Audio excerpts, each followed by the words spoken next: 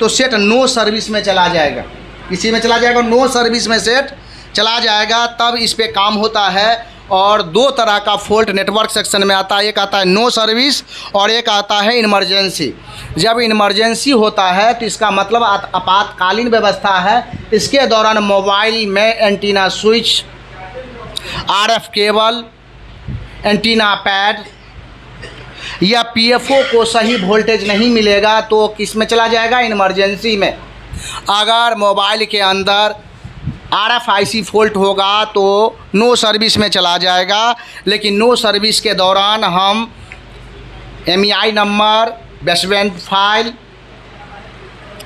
MEI number, baseband file, ये सारा चीज़ check करते हैं। अगर है तो RFIC पे काम करता है, अगर बेसबैंड नहीं है तो RFIC पर काम करते हैं। अगर MEI नंबर नहीं है तो हम सॉफ्टवेयर से दिखाते हैं, MEI नंबर रिपेयर करवाते हैं, ना कि इस सेट में हम कोई भी IC पर काम करेंगे।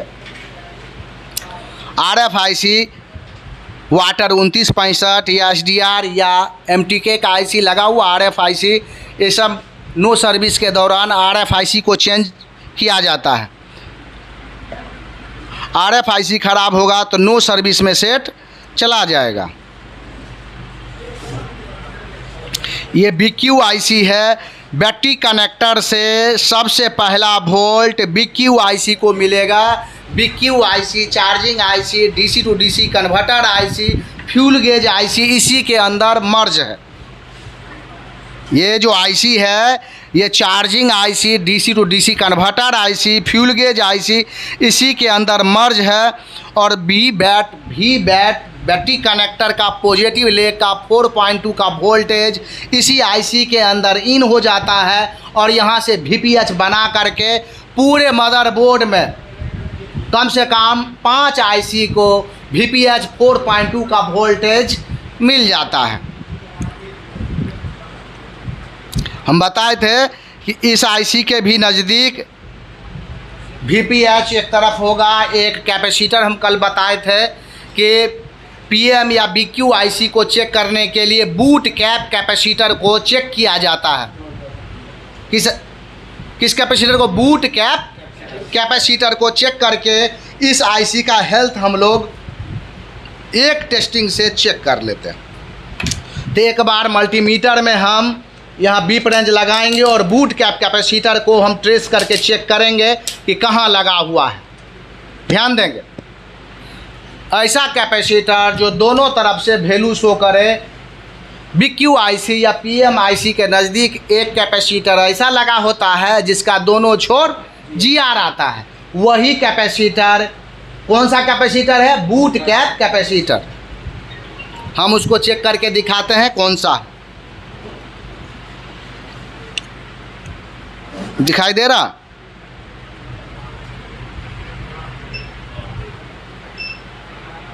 देखिए इधर भी GR, ध्यान दे रहे, इधर भी GR और इधर भी GR। क्या है ये,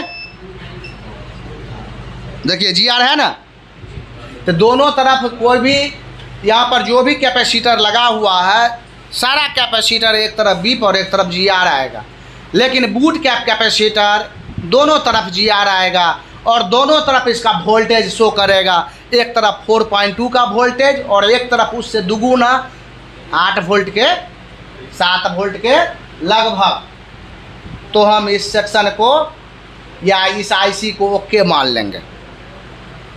क्वेश्चन उठता है कि सर कैसे हम जानेंगे कि कल कुछ और बताए थे कि PM को कैसे चेक करेंगे। तो PM को 3 तरीके से चेक करते हैं। उसके नज़दीक जितना भी VPH कैपेसिटर लगा हुआ है, NPC लगा हुआ है, उसका हम लोग GR निकालेंगे। और GR जो होना 250 से लेकर के 300 के बीच में होगा। और FR जो होगा वहाँ OL होगा। क्या होगा, FR वहाँ पर OL होगा। तो वो लाइन को, उस लाइन का हेल्थ हम लोग ओके मान लेंगे। दूसरा चीज़, पावर ऑन रीसेट। अगर पावर ओके होगा तो पावर ऑन रीसेट 1.8 का वोल्टेज CPU को देने का काम करेगा। तो वो कहाँ पर खोजेंगे, तो हम लोग बोर्नियो के थ्रू भी खोज सकते हैं। लेकिन एक शॉर्टकट ट्रिक बताते हैं कहाँ पर मिलेगा, तो हम यहाँ पर ध्यान देंगे।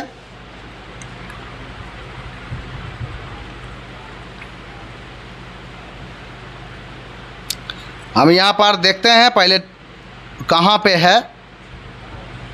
बोर्ड का सीधा होता है, इसी तरफ होगा,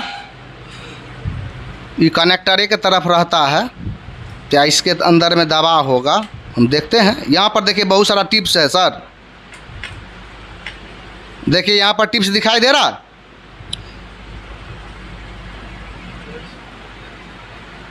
ये टिप्स है। इस टिप्स को चेकिंग टिप्स है ये, इसे चेक करके मालूम चल जाएगा। और यहाँ पर भी देखिए है,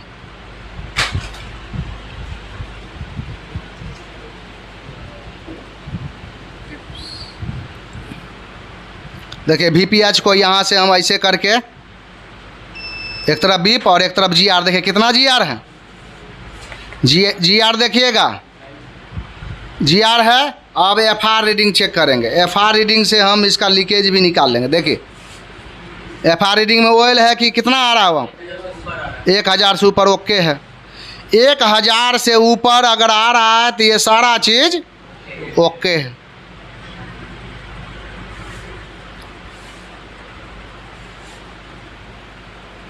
यहाँ पर देखिए testing point,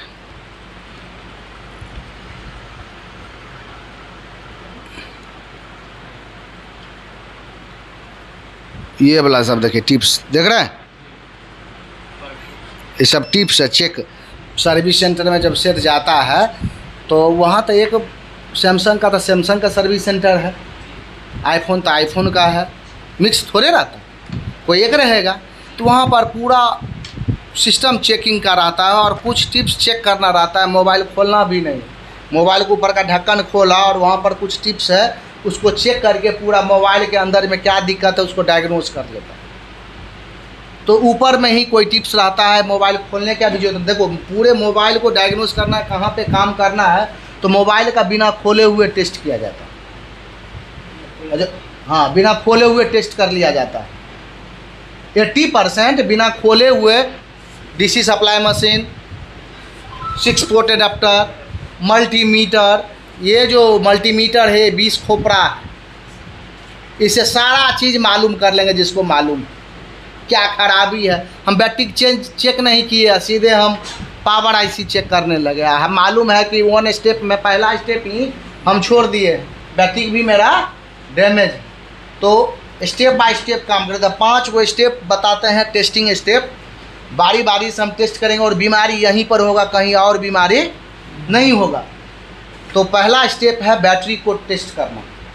battery test minimum 3.7 और मैक्सिमम 4.2 होना ही चाहिए, उससे नीचे बैटरी है तो ख़राब है, या बैटरी को हम बूस्ट कर सकते हैं। अगर बैटरी बूस्ट होता है तो बैटरी को बूस्ट करके लगाएंगे। दूसरा टेस्टिंग है मोबाइल के अंदर चार्जिंग टेस्टिंग। ये 6 पोर्ट चार्जिंग एडाप्टर है, इसको लगा करके हम टेस्ट करेंगे बिना खोले हुए मोबाइल को। इससे टेस्ट कर लेंगे कि मोबाइल चार्जिंग ले रहा है या फेक चार्जिंग है या 0.6 है। इससे मालूम चल जाएगा कि आपका CPU में दिक्कत है या पावर सप्लाई में दिक्कत है या सेट डेड है या ऑन है। दूसरा टेस्टिंग DC सप्लाई मशीन से टेस्ट करेंगे, बूट केबल लगा करके उसे स्विचिंग डाल करके। दूसरा टेस्टिंग करेंगे कि स्विचिंग है कि नहीं, ऑटो स्विचिंग है या स्विचिंग है ही नहीं, या 0-0 है, समझ रहे हैं, या स्टक हो रहा है या बूटिंग हो रहा है। ये सारा चीज़ DC सप्लाई मशीन से टेस्ट करके वहाँ पर हम पहुँच जाएंगे क्या खराबी। तीसरा टेस्टिंग, तीसरा हो गया। चौथा टेस्टिंग, हम पूरे मदरबोर्ड का एक चार्जिंग लगा करके और बैटरी कनेक्टर और वहाँ पर कुछ टिप्स है उसको चेक करके, जो भी 2 तरह का टिप्स होता है मोबाइल के अंदर, एक छोटा टिप्स होता है और एक बड़ा टिप्स होता है। यूनिवर्सल चीज़ बता है, जो छोटा टिप्स होता है वो सब पर 1.8 और 2.9 के लगभग वहाँ वोल्टेज बनेगा, और जो बड़ा टिप्स है उस पर 4.2 से लेकर के 5.2 तक वोल्टेज बनेगा, तो ओके मान लेंगे, समझ रहे हैं। तो ये सब टेस्टिंग करके और बैटरी चार्जिंग लगा कर, चार्जिंग लगाने के दौरान पूरा सेट का सेक्शन एक्टिवेट होता है। उसके दौरान जो भी सेक्शन का वोल्टेज चेक कर रहे हैं, अगर वोल्टेज नहीं आ रहा, 3 सेक्शन मोबाइल के अंदर है, वी बैट, VPH और वी बैस। ये तीनों सर्किट का हेल्थ जो चेक कर लिया वो मोबाइल को बना दिया। खराब होने वाला सामान VPH है, वी बैट है और वी बैस। इस लाइन में कहीं ना कहीं लीकेज भी हो जाए तो सेट डेड हो जाएगा, फुल शॉट भी हो जाए तो सेट डेड हो जाएगा, कोई भी इशू आ जाएगा, ओपन हो जाएगा तो सेट डेड हो जाएगा। ओपन के लिए हम वोल्टेज की स्थिति में चेक करते हैं कि वोल्टेज जा रहा है कि नहीं। वोल्टेज वहाँ जा ही नहीं रहा तो उसमें सीरीज कंपोनेंट्स ओपन हो सकता है।